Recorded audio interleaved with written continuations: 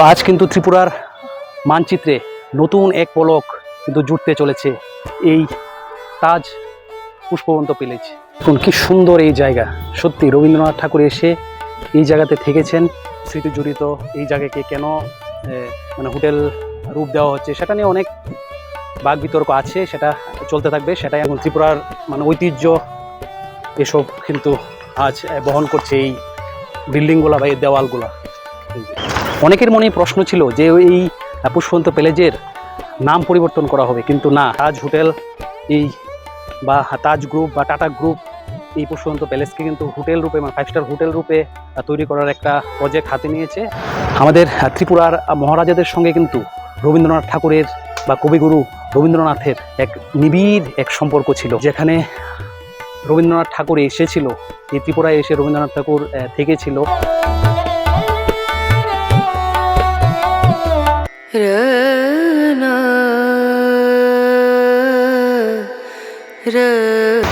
নমস্কার, আমার চ্যানেলে নতুন একটা ভিডিওতে আপনাদের আবারও স্বাগত। আমি এখন আছি আমাদের ত্রিপুরা রাজ্যের রাজধানী আগরতলায়, এবং আগরতলার মধ্যে আমি এখন চলে এসেছি যেখানে রবীন্দ্রনাথ ঠাকুর এসেছিল, এই ত্রিপুরায় এসে রবীন্দ্রনাথ ঠাকুর থেকেছিল, সেই সার্কিট হাউসে অবস্থিত বা কুঞ্জবন অবস্থিত পুষ্পবন্ত প্যালেসে, যা কিন্তু তৈরি করেছিল মহারাজা বীরেন্দ্র কিশোর মাণিক্য 1917 সালে।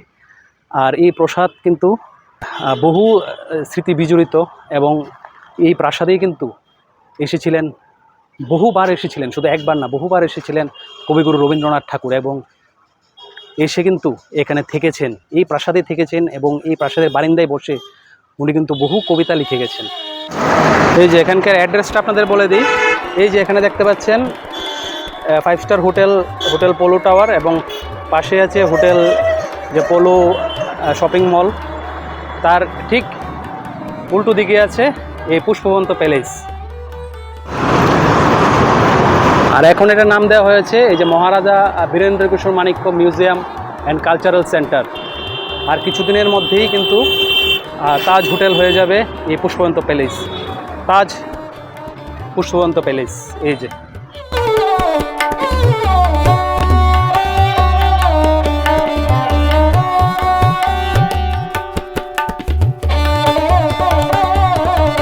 আর এই যে প্রথমে ঢুকেই এই দেখুন বাঁদিকে এরকম বিভিন্ন যে প্রাচীন বা পুরাতন গাছপালা আছে, এবং এই যে সামনে দেখা যাচ্ছে এ হচ্ছে সে মূল যে বিল্ডিং বা প্রাসাদ।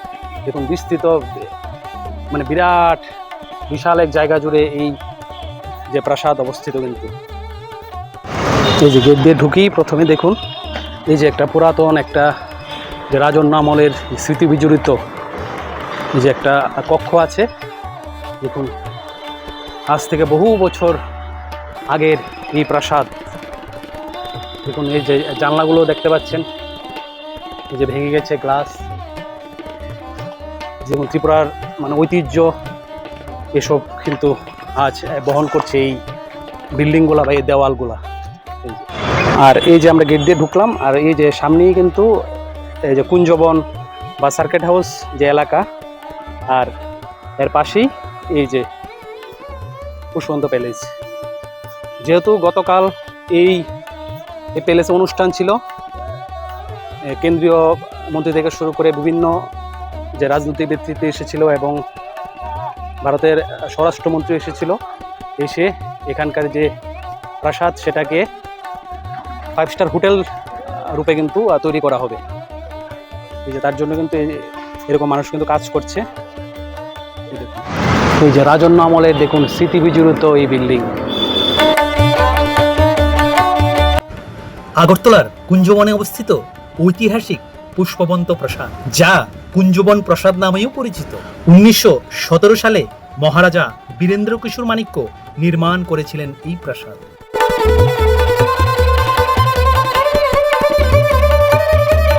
আর এই যে এদিকে কিন্তু বহু প্রাচীন এই যে লিচু গাছ এবং আম গাছ, এই যে বিভিন্ন প্রজাতির কিন্তু গাছ এখানে আমরা দেখতে পাচ্ছি। আর এই হচ্ছে যে মূল যে প্রাসাদ, এবং এইদিকে দেখুন বিস্তৃত এলাকা জুড়ে কিন্তু এই প্রাসাদের যে এরিয়া। এই প্রাসাদটি প্রাথমিকভাবে রাজপরিবারের বিশ্রামের জন্য তৈরি হলেও পরে 2018 সাল পর্যন্ত ত্রিপুরার রাজভবন মানে গভর্নর হাউস হিসেবে ব্যবহৃত হয়। দেখুন কি সুন্দর এই জায়গা, সত্যি রবীন্দ্রনাথ ঠাকুর এসে এই জায়গাতে থেকেছেন। আমি যে এখন এসেছি সত্যি আমারই মন একদম মানে শান্ত হয়ে যাচ্ছে, এত শান্তির জায়গা, চারিদিকে মানে গাছপালা, চারিদিকে এই যে শান্তি, সত্যি দারুণ একটা জায়গা। আর এই যে পেছনে দেখতে পাচ্ছেন পুষ্পবন্ত প্যালেস কিন্তু 2018 সাল অবধি রাজভবন বা এখন যেটাকে লোক ভবন বলা হয়, ত্রিপুরার গভর্নর বা রাজ্যপাল কিন্তু এই পুষ্পবন্ত প্যালেসে এখানেই থাকতেন। তার পরবর্তী সময় এই পুষ্পবন্ত প্যালেস থেকে রাজভবন চেঞ্জ করে নিয়ে যাওয়া হয় গুরকাবস্তি এলাকায়। আর 2018 সাল অবধি কিন্তু এই এখানেই রাজ্যপাল থাকতেন। আর তখন তো ঢোকার পারমিশন ছিল না।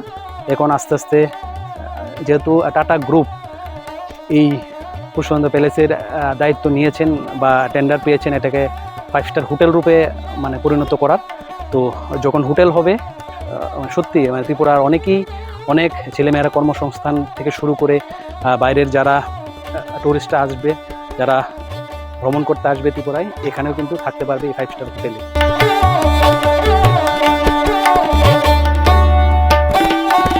এটা কিন্তু খুব বড় একটা উদ্যোগ মানে ত্রিপুরা সরকারের। এখানে কিন্তু হেরিটেজ হোটেল আপনারা বলতে পারেন, একটা হেরিটেজ হোটেল তার জন্য স্মৃতি বিজড়িত একটা খুব সুন্দর এক মানে হোটেল রূপে কিন্তু এই জায়গাটা রূপ পাবে। তো সেটাই দেখার বিষয়, হোটেলটা কেমন হয় বা পর্যটন ক্ষেত্রে ত্রিপুরা আরও কতটা এগিয়ে যায় সেটাই এখন মানে দেখার বিষয়। ত্রিপুরার রাজপরিবারের আমন্ত্রণে বিশ্বকবি রবীন্দ্রনাথ ঠাকুর একাধিকবার এই প্রাসাদে অতিথি হিসাবে থেকেছে। ত্রিপুরার রাজাদের সঙ্গে কবিগুরুর গভীর সম্পর্কের অনেক ইতিহাস সাক্ষী এই প্রাসাদ। এই যে দেখুন বিশাল এলাকা জুড়ে, এইদিকে কিন্তু প্রচুর জায়গা এই প্রাসাদের। এই দেখুন বিশাল এলাকা জুড়ে কিন্তু এই প্রাসাদ।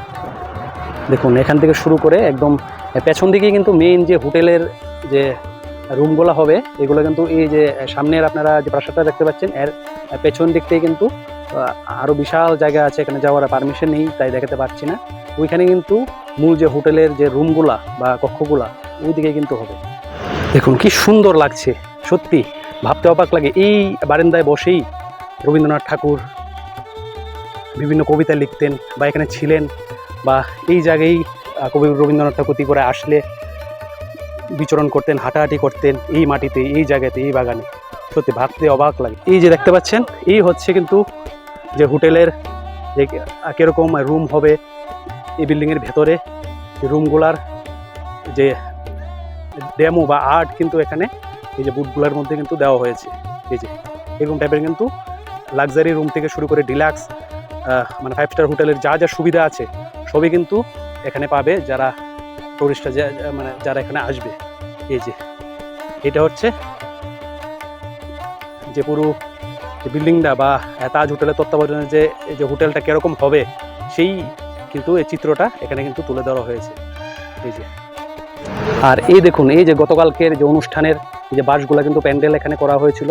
অমিত শাহ যে এসেছিলেন ভারতের যে স্বরাষ্ট্রমন্ত্রী, উনি এসে কিন্তু এই যে নতুন যে নব্য যে তাজ হোটেল বা তাজ পুষ্পবন্ত প্যালেসের যে 5 স্টার হোটেলে কিন্তু ভিত্তি প্রস্তর বা যে পূজা পাঠের মাধ্যমে যে ওপেনিং, সেই ওপেনিংটা কিন্তু করে গেছিলেন। 2018 সালে রাজভবন নতুন স্থানে স্থানান্তরিত হওয়ার পর প্রাসাদটিকে প্রথমে জাতীয় স্তরে মিউজিয়াম এবং সাংস্কৃতিক কেন্দ্রে রূপান্তরের উদ্যোগ নেওয়া হয়। যে গতকালকে উদ্বোধন যে করেছেন অমিত শাহজি, এই যে এখানে উদ্বোধন ফলকটা আছে। দেখুন কি বিস্তৃত এলাকা জুড়ে কি সুন্দর পরিবেশ। হোটেল হওয়ার পর যারা এখানে এসে থাকবেন সত্যি একটা দারুণ পরিবেশে মানে প্রকৃতির কূলে বলা যায় থাকতে পারবেন। তো আজ কিন্তু ত্রিপুরার মানচিত্রে নতুন এক পলক কিন্তু জুড়তে চলেছে এই তাজ পুষ্পবন্ত প্যালেস। তো নানান মহলে বিভিন্ন এই প্যালেস নিয়ে কেন হোটেল করা হলো, এই রাজপ্রাসাদকে বা রাজন্য স্মৃতি জড়িত এই জায়গাকে কেন মানে হোটেল রূপ দেওয়া হচ্ছে সেটা নিয়ে অনেক বাক বিতর্ক আছে, সেটা চলতে থাকবে, সেটাই আমি যাব না। তো এখানে হোটেল হচ্ছে কর্মসংস্থান থেকে শুরু করে ত্রিপুরার আরও উন্নতি হবে বা ত্রিপুরার যে মানচিত্রে আরও একটা নতুন পলক জুড়ে যাবে, সেটাই হচ্ছে বড় কথা। আর রাজনৈতিক বা অরাজনৈতিক তো বিভিন্ন বাগদণ্ডাভেদ তো ঠিকই যাবে। भजले राम नाम सुख धाम भजले। আর এই পুষ্পবন্ত প্যালেস কিন্তু আগরতলা এয়ারপোর্টের একদম কাছেই, প্রায় মানে শহরের একদম প্রাণকেন্দ্র বললেই চলে। আগরতলা এয়ারপোর্ট এখান থেকে মোটামুটি 6-7 কিলোমিটার হবে। কিন্তু বর্তমানে ত্রিপুরা সরকার ও টাটা গ্রুপের ইন্ডিয়ান হোটেলস কোম্পানি লিমিটেড মানে IHCL এর যৌথ উদ্যোগে এটি বিশ্বমানের তাজ পুষ্পবন্ত প্যালেস নামক 5 স্টার হেরিটেজ হোটেলে রূপান্তরিত হচ্ছে। যারা ত্রিপুরার বাইরে থেকে এই ভিডিও দেখছেন বা যারা ত্রিপুরায় ঘুরতে আসার প্ল্যান করছেন, অবশ্যই যাদের সামর্থ্য আছে ত্রিপুরার এই রাজন্য স্মৃতি বিজড়িত রবীন্দ্রনাথ ঠাকুরের থাকা এই হোটেলে আপনারা এসে থাকতে পারেন। এখন শুধুই সময়ের অপেক্ষা। হ্যাঁ, আরও একটি কথা, কবিগুরু রবীন্দ্রনাথ ঠাকুর ত্রিপুরার রাজার অনুরোধে রাজস্ব উপন্যাস এবং বিসর্জন নাটক লিখেছিলেন। संत समाग আর এই প্রাসাদের যে রাস্তাটা কিন্তু এইদিকে আমরা ঢুকলাম, ঢুকে কিন্তু এইদিকে গিয়ে ঘুরে আবারও কিন্তু এইদিকে আসা যায়, মানে পুরো কিন্তু রাউন্ড বা একটা গোলাকারের মধ্যে এই প্রাসাদটা। আর এই প্রাসাদের নাম পুষ্পবন্ত প্রাসাদ বা আমাদের যে রাজবাড়ি বা উজ্জন্ত প্যালেস আমরা যেটাকে বলি, সেই দুটোরই নাম কিন্তু রবীন্দ্রনাথ ঠাকুরের দেওয়া। উনি যখন ত্রিপুরায় আসতেন, বহুবার এসেছেন উনি ত্রিপুরায়, যখন আসতেন তখন এই পুষ্পবন্ত প্যালেসে থাকতেন। এবং আমাদের যে উজ্জন্ত প্যালেস আছে, উজ্জন্ত প্যালেসেও কিন্তু রবীন্দ্রনাথ ঠাকুর থাকতেন। আমাদের ত্রিপুরার মহারাজাদের সঙ্গে কিন্তু রবীন্দ্রনাথ ঠাকুরের বা কবিগুরু রবীন্দ্রনাথের এক নিবিড় এক সম্পর্ক ছিল। খুব ভালোবাসতেন উনি ত্রিপুরা এবং বহুবার তার জন্য কিন্তু এই ত্রিপুরায় এসছেন উনি। राम नाम सुख धाम भजले राम नाम सुख धाम भजले राम नाम सुख धाम राम नाम सुख राम नाम सुख राम नाम सुख धाम। আর এই প্রাসাদের যে ভিতরের যে রুমগুলো আছে সেগুলো আপনাদের দেখানোর খুব ইচ্ছে ছিল, কিন্তু বুঝতে তো পারছেন এখন তাজ হোটেল এই বা তাজ গ্রুপ বা টাটা গ্রুপ এই পুষ্পবন্ত প্যালেসকে কিন্তু হোটেল রূপে মানে 5 স্টার হোটেল রূপে তৈরি করার একটা প্রজেক্ট হাতে নিয়েছে। আর তার জন্য বিভিন্ন যেহেতু সরকারি একটা জায়গা, রাজন্য মানে আমলের রাজন্য বিজড়িত সেই একটা মানে ত্রিপুরার একটা ঐতিহ্যবাহী জায়গা, তো সেই জায়গা অবশ্যই পারমিশনের একটা মানে দরকার পড়ে বা একটা রেস্ট্রিক্টেড এরিয়া।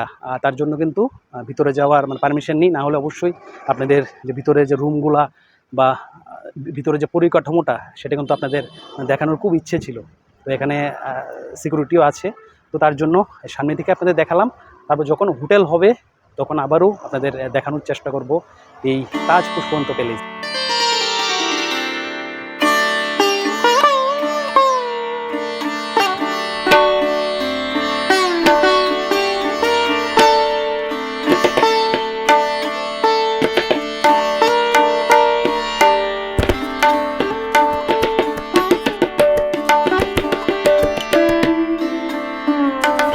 অনেকের মনে প্রশ্ন ছিল যে এই পুষ্পবন্ত প্যালেসের নাম পরিবর্তন করা হবে, কিন্তু না, এই পুষ্পবন্ত প্যালেসের নাম কিন্তু পরিবর্তন করা হয়নি।